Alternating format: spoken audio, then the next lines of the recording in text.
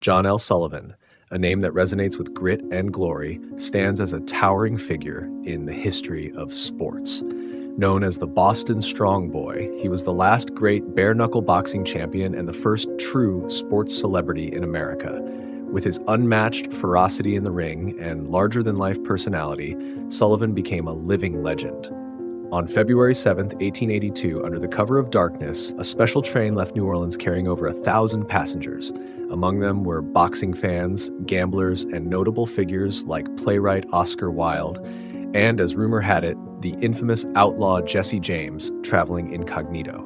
The destination? Unknown, even to those aboard.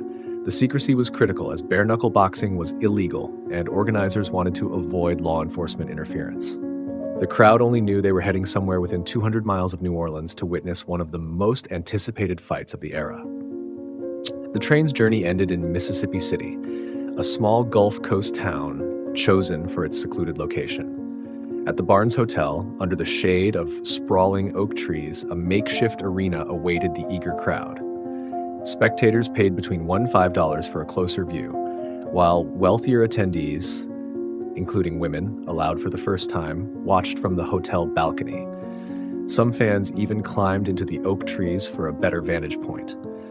Despite its illegality, local law enforcement turned a blind eye to the event, unwilling to confront the massive and energized crowd. The reigning champion, Paddy Ryan, was a seasoned fighter known for his toughness and endurance. He had earned his title in 1880 after an 87-round battle against Joe Goss, a fight so brutal that both men were unrecognizable by the end. But Ryan, now past his prime, faced a formidable challenger in 23-year-old John L. Sullivan, whose reputation for raw power and relentless aggression had already begun to spread.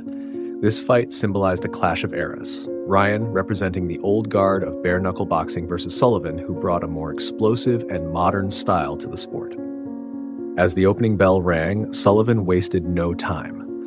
Unlike the drawn-out battles typical of the era, he charged at Ryan with relentless energy. In the very first round, Sullivan's thunderous right hand sent Ryan to the ground. Under bare-knuckle rules, a round ended when one fighter was knocked down, and Ryan's repeated trips to the canvas allowed Sullivan to dominate early. Ryan fought back valiantly, even staggering Sullivan briefly in the fifth round, but the younger fighter's strength and determination were too much. By the seventh round, Ryan was a bloodied mess, his face swollen and his body battered. In contrast, Sullivan remained mostly unscathed, his aggressive style keeping Ryan on the defensive. The end came in the ninth round when Sullivan delivered a devastating knockout punch, leaving Ryan sprawled on the ground and unable to continue. The crowd erupted in cheers as Sullivan was declared the winner. The match, which lasted only 26 minutes, introduced the term knockout to describe such a decisive victory. Sullivan's win earned him a $5,000 prize and solidified his position as the new American champion. This fight wasn't just a victory for Sullivan, it marked a turning point in boxing history. His explosive, aggressive style ushered in a new era for the sport and cemented his reputation as a crowd-drawing sensation. Following this victory, Sullivan's fame skyrocketed. He began touring the country, challenging anyone brave enough to step into the ring with him. These exhibition matches showcased his ferocity and charisma, making him a household name. Known for his brash confidence, Sullivan famously declared he could lick any man in the world. This bold proclamation only added to his mystique, turning him into a cultural icon. Fans flocked to see the Boston Strong Boy, whose dominance in the ring symbolized the rugged, hardworking spirit of the time. But with fame came temptation. Sullivan indulged heavily in alcohol, food, and leisure, leading to significant weight gain and a decline in discipline. Despite these issues, his larger-than-life persona kept audiences captivated. Promoters eagerly booked him for matches, knowing his name alone could draw massive crowds. However, his lack of rigorous training began to catch up with him as younger, more disciplined fighters emerged. Sullivan's most grueling test came in 1889 against Jake Kilrain. This fight, held in Richburg, Mississippi, would become the last bare-knuckle championship in U.S. history. The bout lasted an astonishing 75 rounds over 2 hours and 16 minutes. Despite the sweltering heat and his own physical struggles, Sullivan's relentless determination saw him emerge victorious once again. Kilrain's corner was forced to concede, marking the end of an era and solidifying Sullivan's legacy as the last great bare-knuckle champion. By the early 1890s, the bare-knuckle era gave way to gloved boxing under the Marquis of Queensberry rules. Sullivan faced his final major fight in 1892 against gentleman Jim Corbett, a younger, more technically skilled opponent.